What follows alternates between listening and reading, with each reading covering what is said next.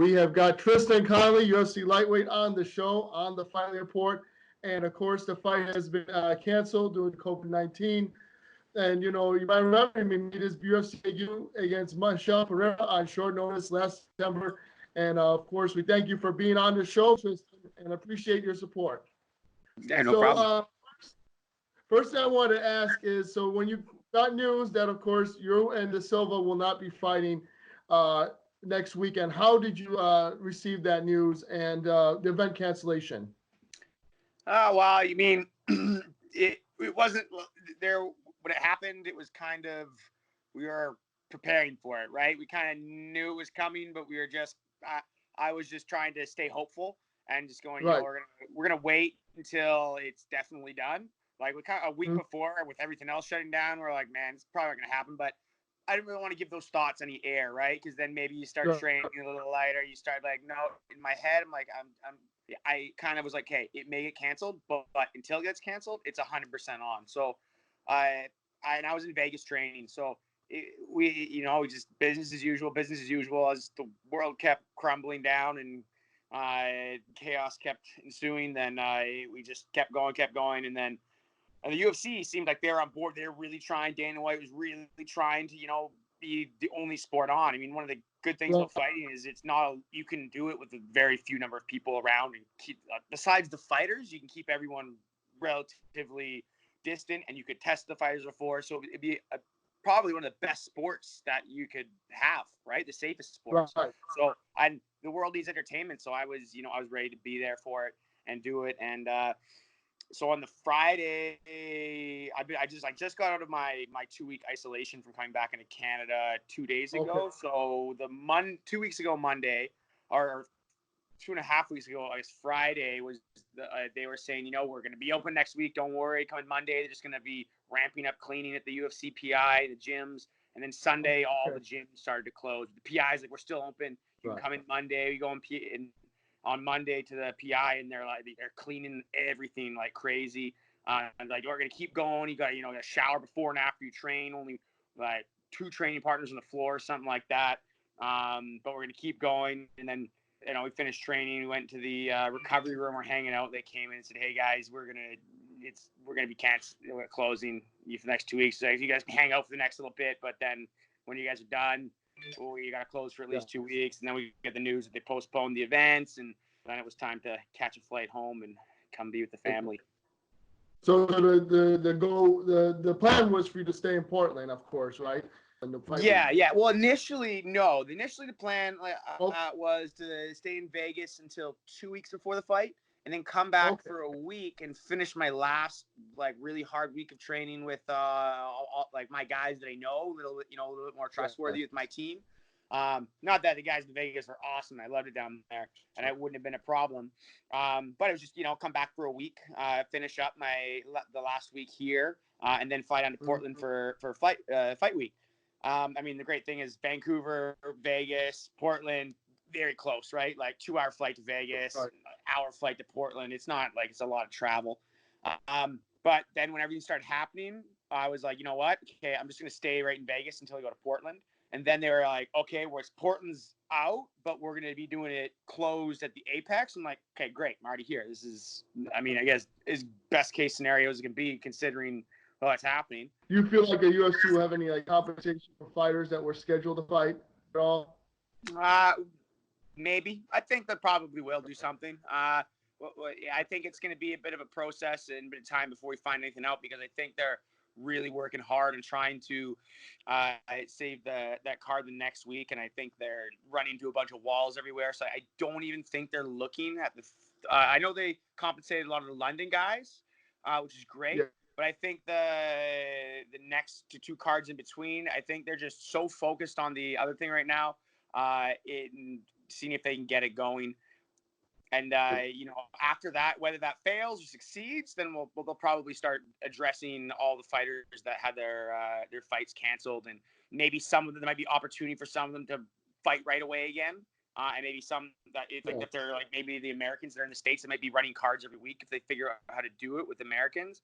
But, hoping that the foreigners that can't travel back into the U.S., get some sort of compensation. But it's a crazy time. The world's going to chaos. So, I'm not expecting too much from anything. No.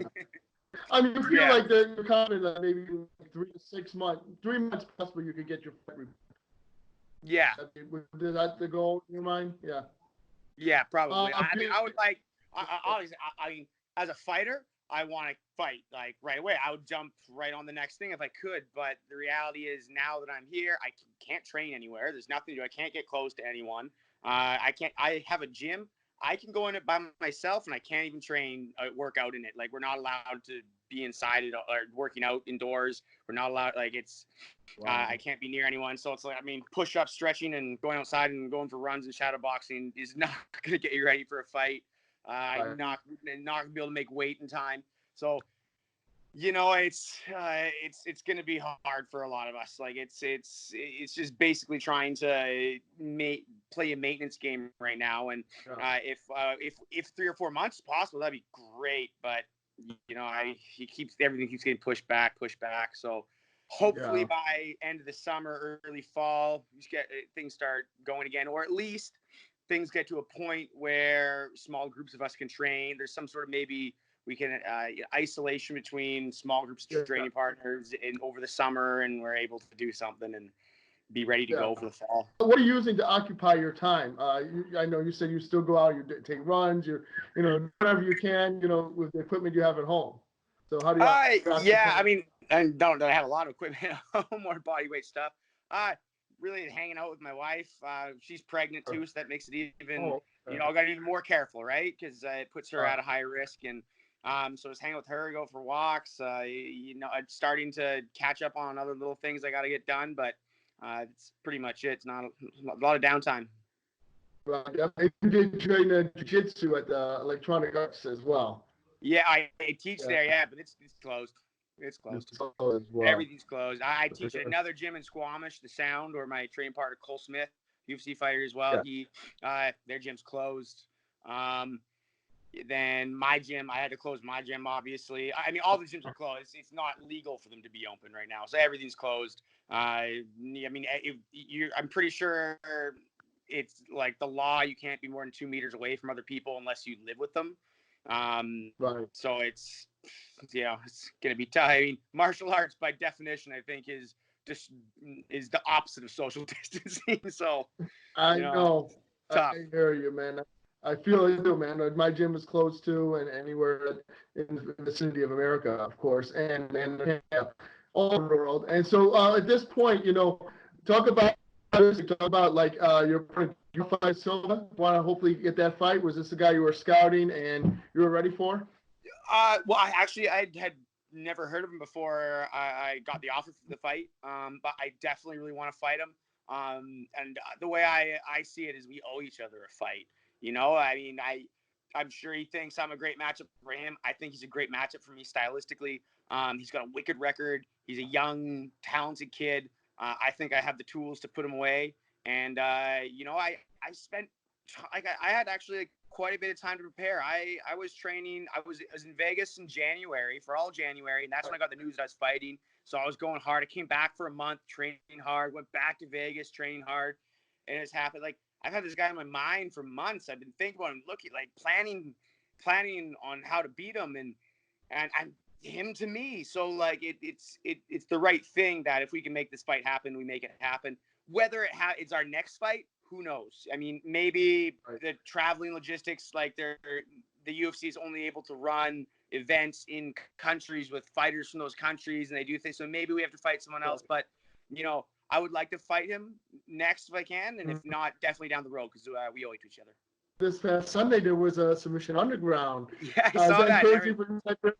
Yeah. Elbows and then sweating each other's eyes. So. Is that encouraging for you when you see stuff like that? And also, like Cage Warriors, they had an event 2 weeks ago, an undisclosed location with no fans. Is that encouraging for you when you see that? Yeah, no, I definitely I mean, I think that speaks volumes to the potential for it. The next few weeks is gonna be tough, but like I said, I think we need entertainment. There's no sports out there, and realistically, you cannot have team sports. It's just will not work. All you can really do is individual sports. I mean, without crowds, like, I mean, tennis, I guess. Well, something like that. They could maybe keep going, but I know they're all canceled as well. So I think hopefully these few weeks are able to really slow things down a little bit enough that they can start running these smaller events. But only time will tell. The only thing I think that's still like a progressively going on is like pro wrestling, and that's a miracle that's happening still. Yeah, that's kind of strange because that's more bodies. Because Yeah. they do whatever Royal Rumble. I'm not a big wrestling guy, but I know there's more than one-on-one a lot, so I'm surprised they're doing that. Like I said, I think grappling events and fighting, like one-on-one fighting events or boxing, kickboxing, these are probably the easiest, most points of control you can put in. You can test guys. You can, it's one-on-one. You test the ref. You can keep, you can keep everyone else relatively far away from each other. It's a small. You can probably do on UFC. You could definitely with under 50 people. I mean, you just have to keep fighters in their corners all separate from each other. And not let any of them be down there at the same time, and then make sure one group's fully gone for the next group fully comes in. And it could be, there's a way to do it right. It would require a lot of planning and to make sure it is done right and in the right way. Health and safety of you guys, your employees of UFC, fighters, and the staff is most important at this time. Let a commission. Yeah. Do you feel like you're going to make the fights on April 18th happen? I think it's about 50-50 at this point. I think that they might. I think they might put something together. It might not be a full card, but I think they might be able to get something together. But again, if it didn't happen, I wouldn't really be that shocked either. Right. Now you got a chance to work with Dan Ige ahead of his fight, and he was successful. Yeah, so talk about, ahead of the outbreak, of course, you guys were in the Las Vegas Performance Institute, and how was that experience overall, training with many of you, other elite athletes such as yourself?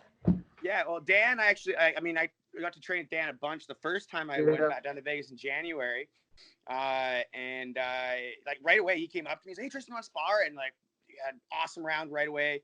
And it was immediate, every day we ended up sparring. He was one of my favorite guys to spar with down there. There's a few other guys as well. I mean, him and Julian Arosa were the two guys that I got a lot of rounds with, and I really, really enjoyed sparring with. Of course, my buddy Cole Smith was down there with me as well.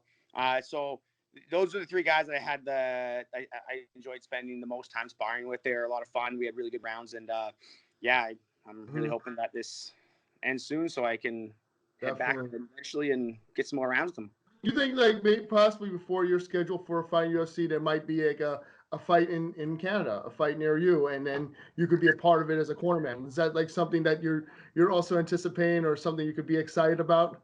Yeah, and maybe there's the Saskatchewan card is it's a few months away. There's potential for that to happen, but what might happen is it might be at a point where they can put on the event and a closed thing, and they might do one in Canada, in Saskatchewan. But again, but people traveling, who knows? So maybe there might be opportunity for some other Canadian fighter. Like, I would love to jump on that card if it was available.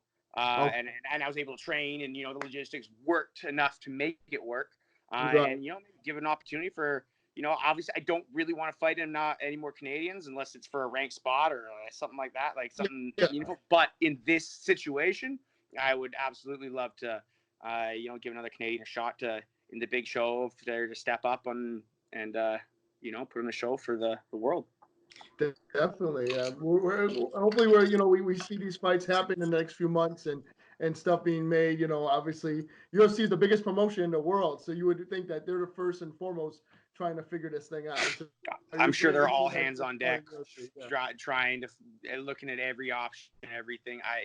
I think they're gonna go as hard as they can to make it happen, and if they can't, I have no doubt that they tried as hard as they could. And I know there's so much back and forth. People, no, they shouldn't do it, or they should do it. I'm all for it if they can do it safely and and I know they will. They'll put in all the measures that need to be in place. I think that things can be done, but there has to be a lot of red tape to make it happen. And Sure. I know the UFC is not going to cut any corners in that. So they, Yes. they run as a professional event as you can. So fingers crossed they make something work. I hope you definitely have a fight in the future, and we'll get to see you perform, of course. And then, obviously the biggest difference is this time you would have had the whole training camp to train. Yeah, not just, and be it was my like weight. a week It would notice. not be 30. Michel's probably 30 pounds bigger than me, I'm guessing. Right. On fight night. So you were it'd be looking nice to have someone my own size. Yeah. And so what were you most looking forward to displaying this time, with a full camp behind you and that you already know you're in the UFC and you're already prepared for that spot on the card? Just my pressure. And I mean, what you saw, pressure against, and being at my weight class, what you guys saw on that fight night, I was, maybe 60%. I was coming off a bit of an injury. I was not in the greatest shape. I hadn't grappled in a few weeks, and I jumped on it. So that was my cardio when I wasn't great. That's like me hopping off the couch after not training for a month, and that's my cardio. I mean, it was not quite that, but I always have really good cardio. So when I can push it and I turn it up, I can go even harder. And I was really looking forward to really putting on a hard pace and showing what I'm capable of. Tristan, I appreciate you being on the Fightlete Report today, man. And if there's anybody you'd like to shout out, go ahead. And we hope to see you and all the elite athletes of UFC and all the elite athletes of mixed martial arts worldwide, back in the cage soon. Because, I mean, it just suffers from you guys, having to rely on that, on the page, the Fight Night page. So we hope that we can support you. And if there's any way people can support you guys, if you have anything like that to shout out, go ahead. Yeah, well, I mean, follow me on social media. Tristan, or MMA Tristan, on Twitter and Instagram. My Facebook is Tristan Boondock Connely. My gym, Checkmat Vancouver. Give all of them a follow. And, there's so many people to thank. I have a few sponsors for this one: Firehouse Training, Top Title Clothing, RG Contracting, and So Right, Drink H2, Drink HWR, and Robbie Physio. He started a new clinic, and I can't remember the name of the clinic that he just switched to, so I apologize for that one. And all my training partners, my wife, and everyone that supported me up to this point. And of course, best of luck to your wife with her pregnancy. And then one thing I want to add is, did you get to see the Max Holloway, who was doing a social distancing fight? I did. On Instagram? Yeah. I don't know if you have any opinion on that. That low kick was nice. And best of luck to you, and good luck with the pregnancy. Hopefully everything turns out well. Take care, Tristan. You too. Thanks, man. Have a good one. Hopefully talk to you before your next one. Awesome. All right, take care.